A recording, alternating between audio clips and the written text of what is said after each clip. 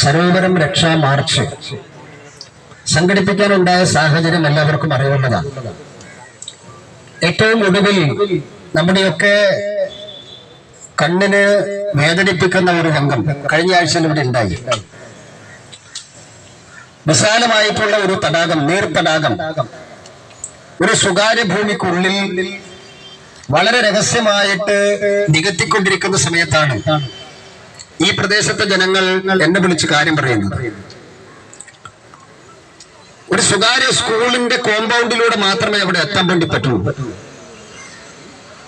ആ കോമ്പൗണ്ടിന്റെ ഉള്ളിലൂടെ നമ്മൾ അവിടെ എത്തുന്ന സമയത്ത് ഒരു JCB ഈ നല്ല തെളിനീരുറവയുള്ള ഈ തടാകത്തിലേക്ക് മണ്ണി കൊത്തി വലിച്ചിട്ട് ആ തടാകം നികത്തിക്കൊണ്ടിരിക്കുന്ന രംഗാണ് നമ്മൾ കാണുന്നത്. ഏതാണ്ട് 23 സെന്റോളം രേഖപ്രകാരം അന്ന് അവിടെ നികത്തിയിട്ടുണ്ട്. അവിടെ വില്ലേജ് ഓഫീസർ വന്നു, ഡെപ്യൂട്ടി തഹസിൽദാർ വന്നു, ഉദ്യോഗസ്ഥന്മാർ വന്നു. എല്ലാവരും ഇത് നിയമലംഘനമാണ് എന്ന് രേഖപ്പെടുത്തി തിരിച്ചുപോയി. JCB കസ്റ്റഡിയിലെടുത്തു.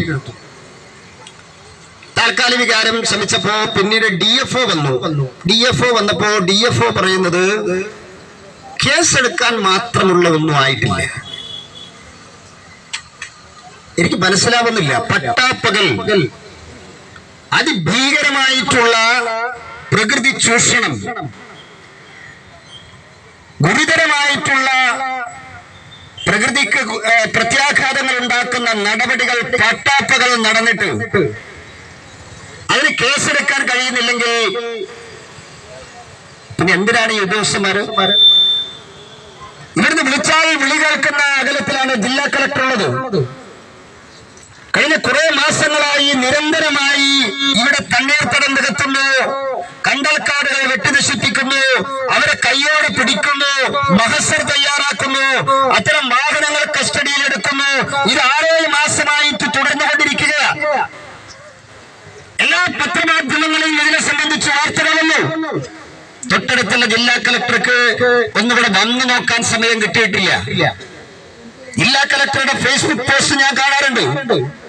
ഈ കനോലി കനാല് വൃത്തിയാക്കി, ഈ കനോലി കനാല് മനോഹരമാക്കി, അവിടെ ബോട്ടിംഗ് സൗകര്യം ഉൾപ്പെടെയുള്ള കോഴിക്കോടിനെ കുറിച്ച് സ്വപ്നം കാണുന്ന ജില്ലാ കളക്ടറാണ് ഇപ്പോൾ ഉള്ളത്.